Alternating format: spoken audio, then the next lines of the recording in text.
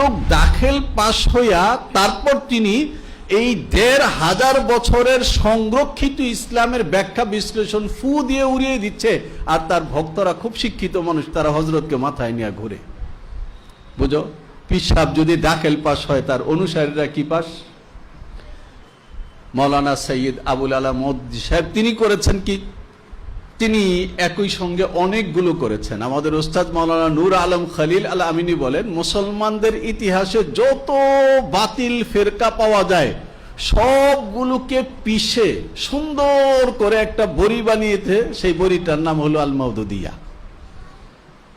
সব কিছু একসঙ্গে একেবারে এমন ভাবে পেশানো যে একটাকে আরেকটা থেকে আলাদা করা যায় না।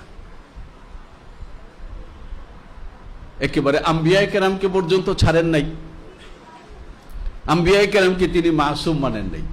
তো শিয়ারা হলো তাদের ইমামদেরকে পর্যন্ত মাসুম মানে না, এটা যেমন গুমরাহি, আবার আম্বিয়ায়ে কেরামকে মাসুম না মানা এটা কি আরেকটা গুমরাহি। এটাকে মাওলানা মওদুদী সাহেব, যে সাহাবায়ে কেরাম রাদিয়াল্লাহু তাআলা আনহুম আজমাইনকে আল্লাহ জাল্লা জালালুহু ঈমানের আইডল বানিয়েছেন, ওয়াইদা কিলা লাহুম আমিনু কামা আমানান নাস ওয়ালাউ আন্নাহুম আমানু বিমিসলি মা আমানতুম বিহি।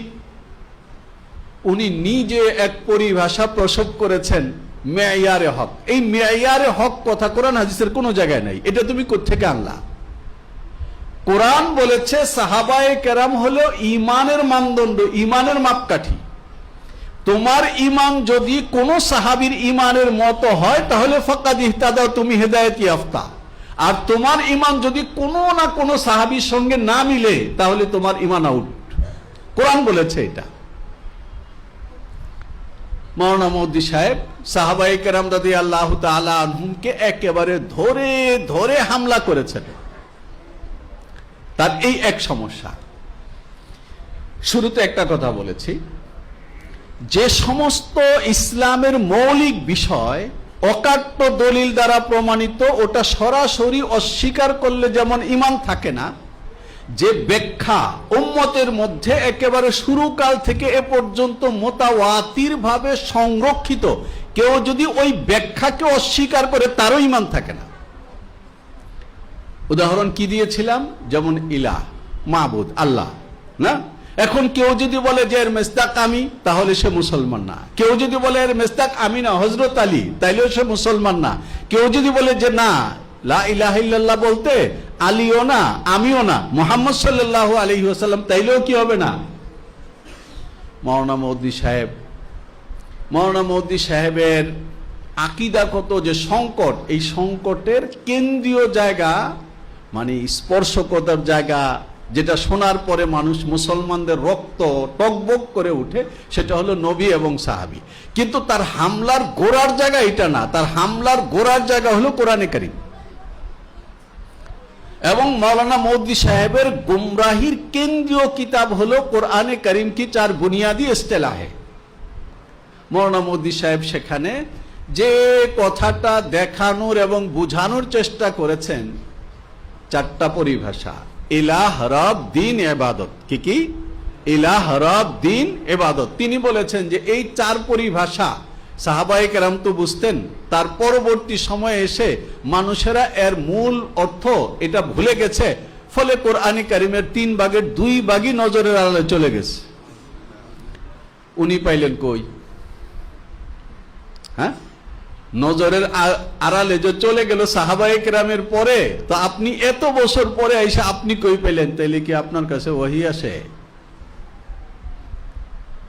আসতেও পারে। ভদ্রলোক অনেক বড় শিক্ষিত ছিল, এসএসসি পাস, দাখিল পাস, দাখিল, মেট্রিকুলেশন। তারপরে আমরা বলি না, মাওলানা আব্বাস আলী খান তার জীবনী লিখেছেন মাওলানা মওদুদী নামে।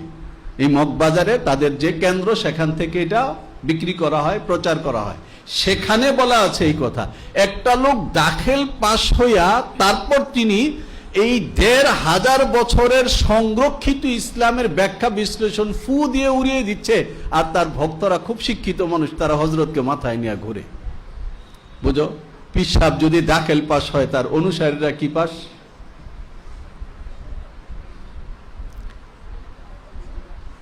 আজব রকমের ব্যাপার।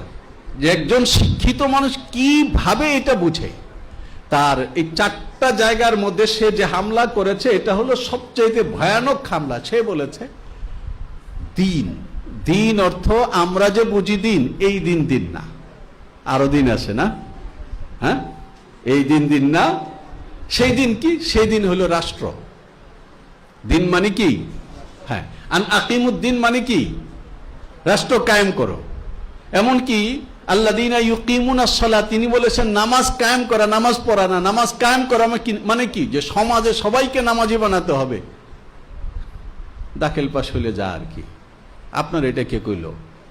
তোমরা যারা তাফসীর পড়েছো তারা জানো যে ইবনে আব্বাস বলেছেন, তাফসীরে আবি সাউদ, ইবনে কাসির সহ সব বিখ্যাত তাফসীরের মধ্যে আছে আকিমুস সালাহ আই আদুহা বিহুকুকিহা মিনাল ওয়াজিবাতি ওয়াস সুনান।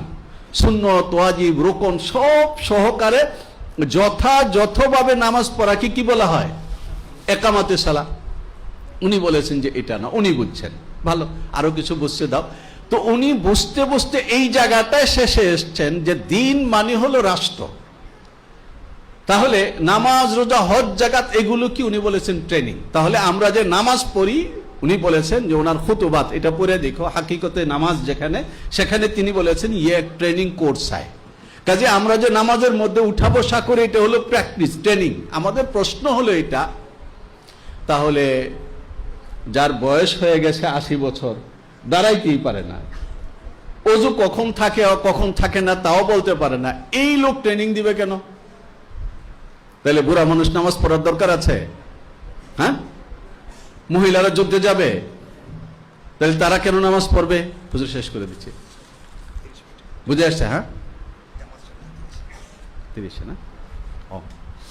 সুতরাং এই যে উনি ট্রেনিং বলতেছেন এটা বুঝে না। মুহাম্মাদুর রাসূলুল্লাহ সাল্লাল্লাহু আলাইহি ওয়াসাল্লাম সাহাবায়ে কেরামকে জিহাদের ময়দানে কাতারবদ্ধ করে দাঁড় করিয়ে তারপর তিনি নামাজে দাঁড়িয়ে গেছেন।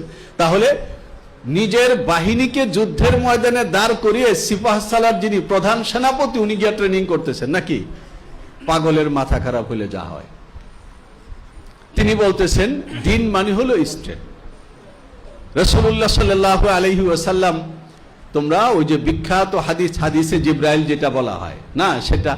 তারপর রাসূলুল্লাহ সাল্লাল্লাহু আলাইহি ওয়াসাল্লাম পরিষ্কার বলেছেন মান রাদিয়া বিল্লাহি রাব্বান ওয়া বিল ইসলামি দীনান ওয়া বি মুহাম্মাদিন সাল্লাল্লাহু আলাইহি ওয়াসাল্লাম নাবিয়্যা ওয়াজাবাত লাহুল জান্নাহ।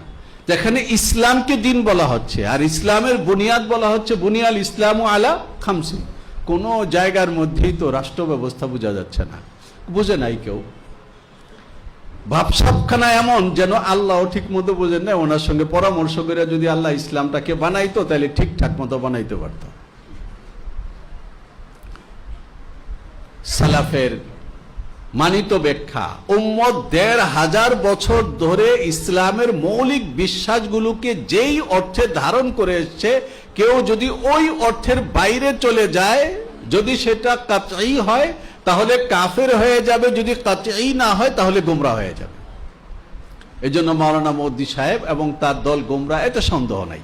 এমনকি আহলে হাদিসও গোমরাহ। মাওলানা আমিন সফদরকে বলা হয়েছে আহলে হাদিসকে গোমরাহ বলবেন? উনি বলেছেন যারা আহলে কোরআন, কোরআন বড় না হাদিস বড়? তো আহলে কোরআন যদি গোমরাহ হয়ে গিয়ে থাকে বড় ভাই, তাহলে আহলে হাদিস তো গোমরাহ হওয়ার জন্য কিচ্ছুই লাগে না, এটা বড় ভাইয়ের হাত ধরে হাঁটতে হাঁটতে গোমরাহ হয়ে যাব। আমরা পড়ব, জানবো, সত্যকে দলিল সহকারে ধারণ করব এবং পূর্ণ ঈমানের সঙ্গে বলবো। আল্লাহ তাআলা আমাদের কবুল করেন, হেফাজত করেন, আমিন। আসসালামু আলাইকুম ওয়া রাহমাতুল্লাহি।